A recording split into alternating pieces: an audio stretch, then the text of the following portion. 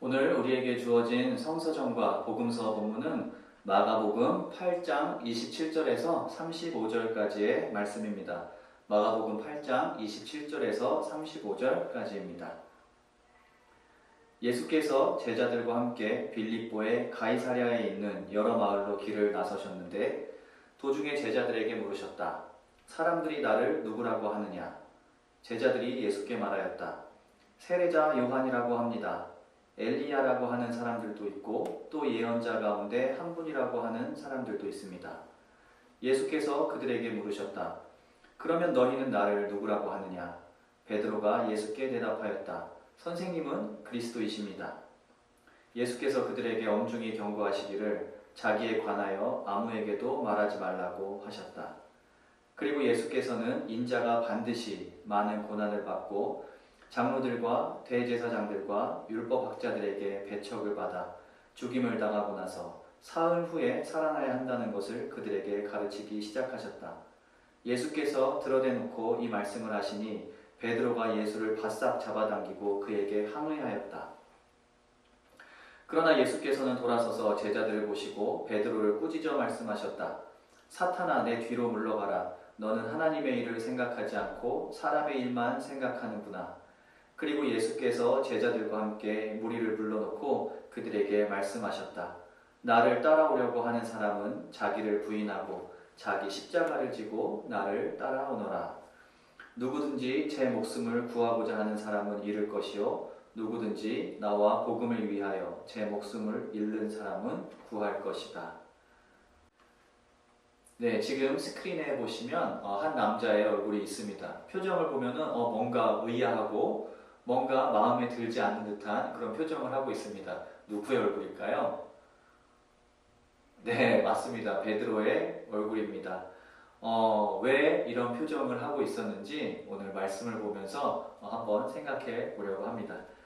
여러 번 말씀드렸듯이 올해에는 저희가 성서정과 복음서 본문 중에 마가복음을 주로 읽으며 예수님의 사역을 돌아보고 또 그에 따른 가르침을 배우고 있습니다. 마가복음은 그 주제와 내용에 따라서 크게 세 부분으로 구성이 되어 있습니다. 네, 보시는 바와 같이 첫 번째 부분은 마가복음 1장부터 8장 21절까지로 주로 갈릴리에서 행하셨던 사역을 기록하고 있습니다. 병자를 고치시고 다양한 기적을 행하시고 또 큰 무리를 먹이시는 등의 사역이 이 부분에 기록이 되어 있습니다. 그리고 두 번째 부분은 8장 22절부터 10장까지 담고 있습니다. 이 부분의 주요 내용은 예수님이 장차 당하실 십자가에서의 순환과 그리고 그 이후 부활에 관한 예고, 그 예고를 담은 내용이 바로 이 두 번째 가운데 부분에 담겨 있습니다. 그리고 저희가 오늘 읽은 말씀은 이 두 번째 부분의 시작 부분에 해당하는 본문이었습니다. 조금 후에 더 깊이 들어가 보도록 하고요.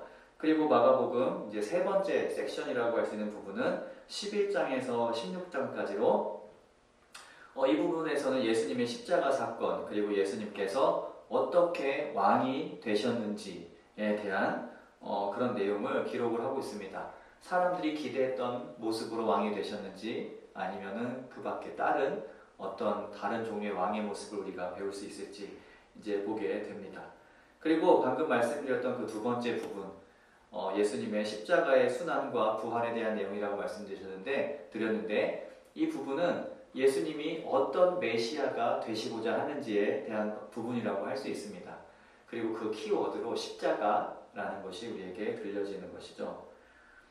지난 몇 달간 우리는 마가복음을 쭉 다루면서 예수님이 행하신 다양한 사역, 기적, 그리고 비유 등을 통해서 하나님 나라가 어떤 것인지, 그리고 예수님의 제자가 되는 것이 어떤 의미인지에 대해서 묵상하고 배웠습니다. 그리고 이제 오늘부터는 마가복음의 두 번째 메인 섹션이라고 할 수 있는 예수님의 순환과 부활 예고가 이제 설교의 주제로 등장을 하게 됩니다. 마가복음이 아주 잘 짜여진 하나의 작품임을 알 수 있는 것은 이 두 번째 부분도 세 개의 다른 섹션으로 구성이 되어 있다는 겁니다. 세 번의 예고로 이루어져 있습니다. 네, 예수님은 마가복음에서 세 번 자신이 십자가에 달려 죽을 것과 3일 후에 부활할 것을 알리셨습니다. 오늘 읽은 8장 31절에서 그 이후의 부분들, 그리고 9장 30절과 31절에서, 그리고 마지막으로 10장 32절에서 34절에서 그런 십자가에 관련한 예고를 하십니다. 이렇게 뼈대가 되는 세 번의 십자가 예고 전후에, 즉 8장 31절 전과 10장 마지막 부분에는 모두 기적의 이야기가 나오는데요. 그 기적은 맹인이 눈을 뜨는 기적입니다. 눈먼 자가 눈을 뜨는 기적이 세 번의 십자가에 관한 예고를 감싸고 있는 사실이 무척 흥미롭습니다. 그 이유는 예수님이 자신의 순환과 부활에 대해서 제자들에게 이야기를 하지만 제자들은 예수님이 전하는 그 의미를 제대로 깨닫지 못하고 예수님께 혼나는 그런 장면이 많이 나오게 됩니다. 즉 세 번의 순환 예고 모두 그 의미를 깨닫지 못하는 제자들과 또 눈이 가려서 보이지 않다가 눈을 뜨게 되는 기적이라는 그 두 가지의 대비를 통해서 우리 또한 예수님의 삶과 죽음과 부활에 대해서 제대로 깨닫지 못하고 있을 수도 있다. 우리 또한 영의 눈을 떠서 예수님의 삶과 십자가 죽음 그리고 부활에 대해 제대로 이해해야 된다는 것을 우리에게 알려준다고도 우리가 볼 수 있습니다. 스크린에 있는 그림을 한번 볼까요? 네, 이게 뭘로 보이세요? 예전에 저희 어렸을 때도 이 그림을 몇 번 본 적이 있었는데 한번 말씀해 보시죠. 뭘로 보이시는지. 네, 할머니 얼굴이 있기도 하고, 그리고 또 젊은 여자가 이제 옆쪽 뒤쪽을 돌아보는, 이제 두건을 쓰고 뒤쪽을 돌아보는 모자와 두건을 쓰고 뒤쪽을 돌아보는 모습처럼 보이기도 합니다. 맞습니다. 같은 그림이지만 이제 할머니의 고개를 숙이고 있는 할머니의 모습도 보이고 이제 뒤를 돌아보고 있는 젊은 여자의 모습도 보입니다. 또 다른 그림을 한번 볼까요? 이거는 뭘로 보이세요? 네, 멀리 이제 쌍안경을 이제 통해서 멀리 바라보는 모습, 또 이렇게 길로 보이기도 하죠. 그리고 네, 자동차의 모습도 보입니다. 같은 대상을 바라보지만 맞죠? 서로 다른 상을 보고 있습니다.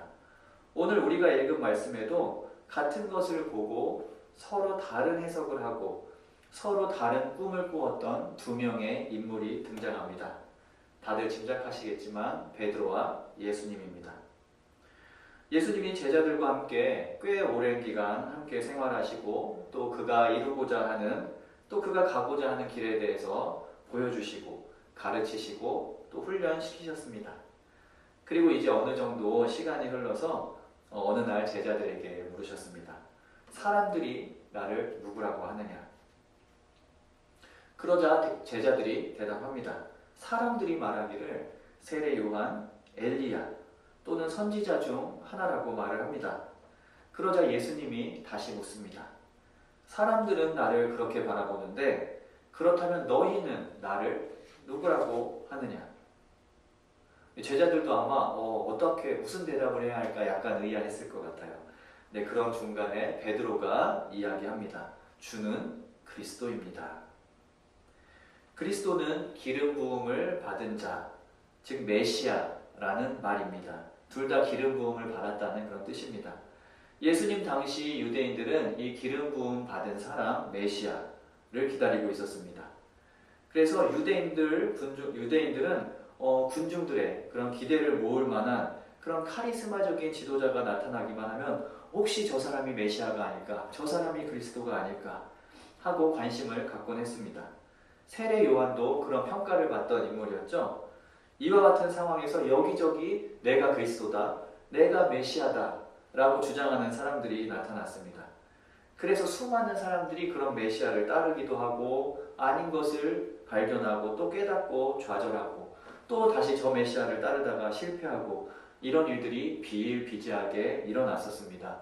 우리가 지금은 이제 성서를 쭉 보면서 예수님이 명확하게 메시아라고 이해를 하고 있지만 그 당시에는 예수님을 그렇게 확실하게 메시아라고 이제 알 수 있었던 그런 때는 아니었다라는 생각을 할 수 있습니다. 그래서 여러 메시아가 나타나고 또 없어지고 저 사람이 아닐까 또 기대를 하고 또 실망하고 그런 일이 있었다는 것이죠. 바로 이런 상황에서 예수님의 수제자로서 예수님의 가르침과 그의 사역을 가장 가까이에서 경험한 베드로가 했던 고백, 그것이 바로 다른 사람들이 아니라 주님, 당신이 바로 메시아입니다 라는 고백이었다는 겁니다. 오늘 우리가 읽은 성경에 주는 그리스도이십니다 라고 되어 있지만 원어의 뉘앙스대로 읽으면은 이제 2인칭 대명사를 씁니다, 베드로가. 그래서 다른 누구가 아니라, 다른 어떤 제3자가 아니라 당신, 내 눈앞에 서 있는 당신이 바로 메시아입니다 라는 이야기를 하는 것입니다. 베드로가 잘 봤습니다. 맞는 대답이었습니다. 그런데 문제는 그 다음에 일어납니다. 베드로의 대답에 이어서 예수께서는 본인이 메시아가 맞는데 그 메시아가 어떤 메시아인지 본인의 정체성에 대해서 자세하게 설명하시고, 그리고 메시아로서 자신의 앞날에 닥칠 일에 대해서 예고를 하십니다. 그런데 그 내용이 이렇습니다. 사람들에게 부인당하고 사람들에게 거절당하고 고난을 받으며 결국 죽을 것이라는 이야기입니다. 물론 사흘 후에 부활할 것이라는 이야기도 하셨죠. 하지만 그 이전에 고통당하고 부인당하고 죽을 것이라는 그 이전의 설명이 베드로에게 그리고 제자들에게는 훨씬 더 충격적이었던 것 같습니다. 베드로를 비롯해 모든 유대인들이 기다렸던 메시아는 수백 년에 걸쳐서 다른 나라의 지배와 정복을 받으며 살아온 그들, 지금은 로마 제국의 핍박 속에 가난과 질병과 또는 여러모로 사회적인 배척을 받고 있는 그들의 현실을 뒤바꿔줄 권력과 카리스마의 메시아를 기다리고 있었는데, 예수님께서는 그 기다림과 정반대의 이야기를 하시는 겁니다. 정반대의 이야기, 그것은 십자가라는 말에 함축적으로 담겨 있습니다. 예수님은 베드로에게 그리고 모인 사람들에게 이렇게 이야기를 하십니다. 나를 따르려거든 자기를 부인하고 자기 자신의 십자가를 지고 나를 따르라, 이렇게 말씀을 하십니다.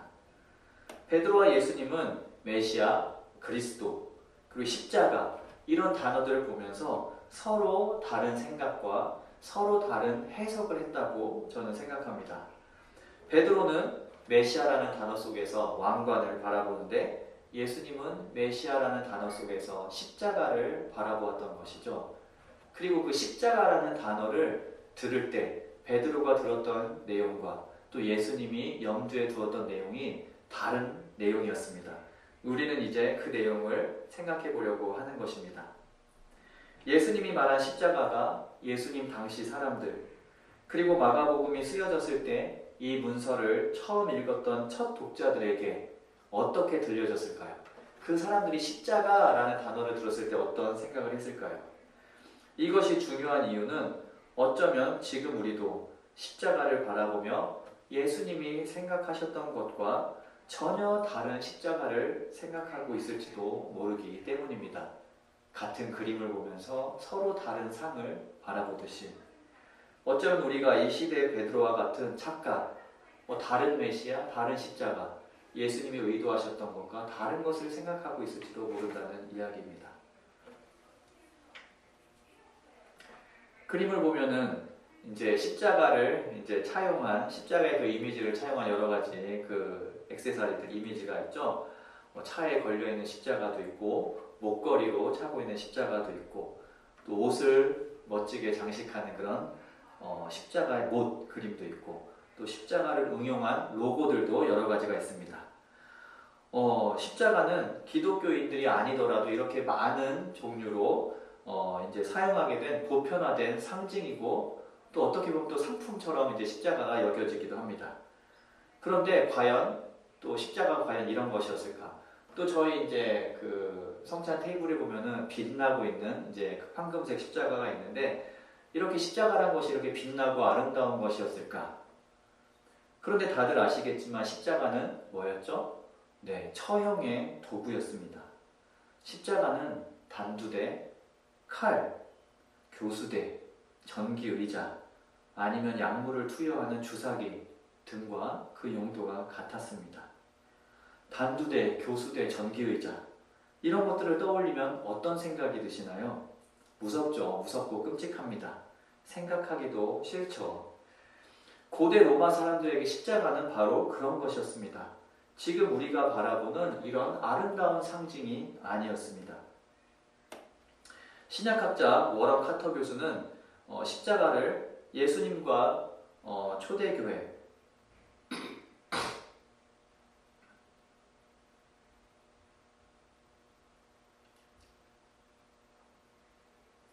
십자가에 대해서 또 다른 생각을 한 가지 해볼 것이 있습니다.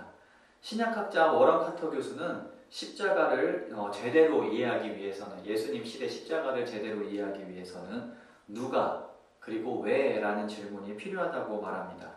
누가 십자가에 못 박혔는가? 유대인 역사가 요세푸스는 그 시대의 가장 처참한 죽음이 바로 십자가형이었다고 말합니다. 십자가형은 보통 채찍질을 포함한 고문과 함께 집행되었고요. 또 조롱과 사회적인 모욕을 주는 것이 그 특징이었습니다. 예수님이 십자가에 달리는 장면을 담고 있는 영화에서 우리가 흔히 볼 수 있는 장면이라고 할 수 있습니다. 누가 그 십자가에 달렸나요? 로마의 형벌은 범죄의 경중보다는 죄인의 사회적인 지위를 고려해서 그런 형벌의 수위를 정해야 한다고 여겼습니다. 예를 들어서 바울이 그랬던 것처럼 참수형이나 칼로 자결하는 등의 사형 집행 형태들은 조금 더 그나마 명예로운 방법으로 간주되었고, 십자가형은 보통 로마 시민들에게는 적용되지 않았습니다. 십자가형은 강력 범죄자들, 그것도 외국인들, 대개는 반란을 일으킨 노예 등 낮은 계급의 사람들에게 시행되었습니다. 그리고 예수님은 왜 십자가에 못 박히셨나요? 우리는 당연히 이런 질문을 떠올려 보면은 세상 사람들의 죄를 위해 대신 드려지는 속죄 제사, 그 제물의 의미가 있다고, 또 이 일을 통해서 우리와 하나님 사이의 관계를 회복시키셨다는 의미로 그 십자가에 달리신 이유를 생각을 합니다. 하지만 저는 그것 이외에 또 다른 이유를 아마 그 당시 사람들은 생각했을 거라고 생각을 합니다. 예수님이 십자가에 못 박힌 이유는 당시 사회를 움직이던 로마, 그리고 로마와 결탁한 유대의 종교, 사회 지도자들이 유지하고 있던 사회 질서, 그 질서와 반대되는 가치를 널리 전하고 그것으로 인해 사회적 위협이 된다는 그런 이유 때문에 예수님께서 십자가에 달리셨다라고 할 수 있습니다. 다시 말해 예수님은 외국인 반역자이자 반체제 인사이기 때문에 십자가에 못 박혔던 것입니다. 이것이 십자가였습니다.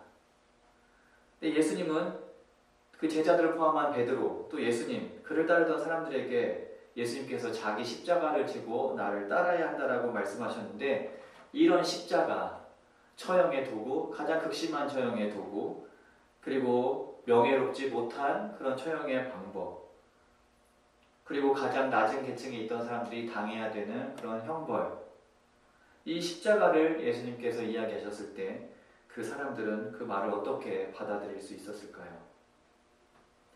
그리고 성도님들은 지금 이 이야기를 들었을 때 자기 십자가를 지고 주님을 따르라는 말을 어떻게 이해하십니까?